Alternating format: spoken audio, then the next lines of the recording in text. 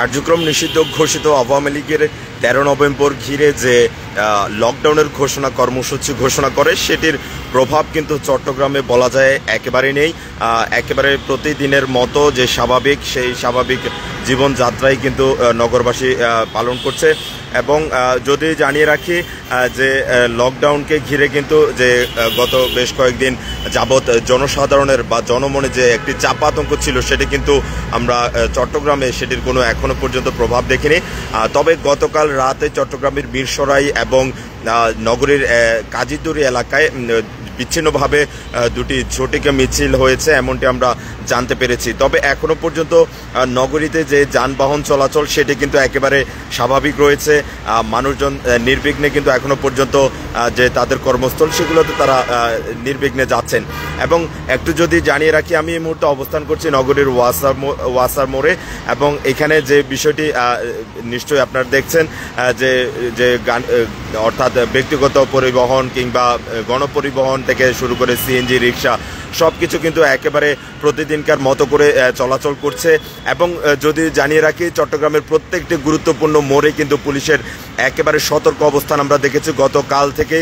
এবং তারা বিভিন্ন জায়গায় টহল দিচ্ছেন, পাশাপাশি তাদের সহায়তা করছে র্যাব এবং সেনাবাহিনীর সদস্যরাও বিভিন্ন গুরুত্বপূর্ণ জায়গায় তারা তাদের যে তল্লাশি এবং তাদের জিজ্ঞাসাবাদ, যাদেরকে আসলে সন্দেহভাজন মনে হলে তাদেরকে কিন্তু সেটি তারা জিজ্ঞাসাবাদ করছেন।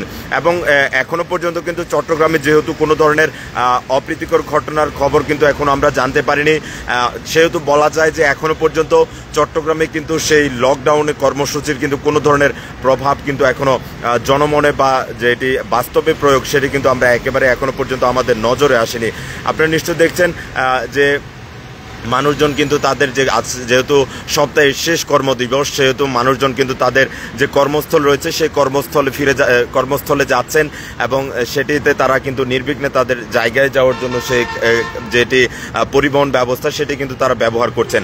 এবং যেহেতু বেলা বাড়ার সাথে সাথে নিশ্চয়ই সেই দৃশ্য আরও দেখা যাবে, মানুষের আনাগোনা আরও বাড়বে হয়তো। এখনও যেহেতু আসলে বলা যায় যে অফিসগামী মানুষজনই এখন মূলত এবং স্কুল কলেজে যারা শিক্ষার্থী রয়েছে তারাই মূলত এই সময়টাতে বের হন এবং বলা যায় যে এর পরই যে সাধারণ মানুষ তাদের যে ব্যক্তিগত কাজ, ব্যবসা বাণিজ্য সেটিতে কিন্তু পরিচালনা করার জন্য তারা বের হতে পারেন। এবং বলতে পারি যে চট্টগ্রামে কিন্তু সেই লকডাউন কর্মসূচির কিন্তু এখনো পর্যন্ত কোনো ধরনের যে প্রভাব সেটি কিন্তু আমরা দেখিনি। তবে গতকাল রাতে চট্টগ্রামের মিরসরাই এবং চট্টগ্রাম নগরীর কাজীতুরিতে দুটি ঝটিকা মিছিল হয়েছে এমনটি আমরা জানতে পেরেছি এখন পর্যন্ত। এরপর কিন্তু কোনো ধরনের নাশকতা, ককটেল বিস্ফোরণ কিংবা কোনো ধরনের আসলে অপ্রীতিকর এবং বা নাশকতার খবর কিন্তু এখনো পর্যন্ত পাওয়া যায়নি। এবং সব মিলিয়ে বলা যায় চট্টগ্রামে কিন্তু এখনো পর্যন্ত যে জনমনে শান্তি রয়েছে এবং স্বস্তি রয়েছে সেটি কিন্তু এখনো পর্যন্ত বিরাজ করছে। এবং পুলিশ চট্টগ্রাম নগরীর বিভিন্ন গুরুত্বপূর্ণ মোড়গুলো থেকে শুরু করে তারা চট্টগ্রামের যে প্রবেশ মুখগুলো রয়েছে সেখানেও তারা তল্লাশি করছেন, সন্দেহভাজন যাদের মনে হচ্ছে তাদের জিজ্ঞাসাবাদ করছেন। এবং সব মিলিয়ে বলা যায় চট্টগ্রামে কিন্তু এখনো পর্যন্ত যে কোনো ধরনের নাশকতার ঘটনা ঘটেনি, সেহেতু আসলে যে আইনশৃঙ্খলা তৎপরতা সেটি কিন্তু এখনো বজায় রেখেছেন তারা। এবং পুলিশের পক্ষ থেকে বারবার বলা হচ্ছে যে জনমনে একেবারে কোনো আতঙ্কের কারণেই পুলিশ যথেষ্ট সতর্ক অবস্থানে আছেন এবং পাশাপাশি জনগণের নিরাপত্তায় তারা কিন্তু সব ধরনের ব্যবস্থা কিন্তু তারা গ্রহণ করেছে।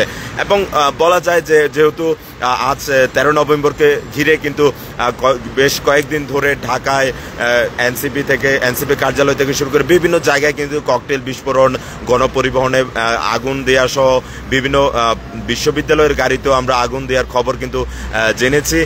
এবং সেই ক্ষেত্রে কিন্তু জনমনে একটি চাপা আতঙ্ক ছিল, সেই আতঙ্ক কিন্তু এখনো অনেকটা কেটে গিয়েছে। এবং যেহেতু এখনো দিনের শুরু সেটিও আসলে এখনো পর্যন্ত কোনো ধরনের সেই নাশকতার খবর কিন্তু এখনো ঘটেনি, যার ফলে কিন্তু জনমনে এক ধরনের স্বস্তি এখনো পর্যন্ত রয়েছে। নিশ্চয়ই পরবর্তীতে যে কোনো ধরনের যে কর্মসূচির কোনো খবরাখবর সেটি আপনাদের জানিয়ে দেব। তো সব মিলিয়ে এই ছিল আমার কাছে চট্টগ্রাম থেকে লকডাউনের যে খবরাখবর সেটির সবশেষ খবর।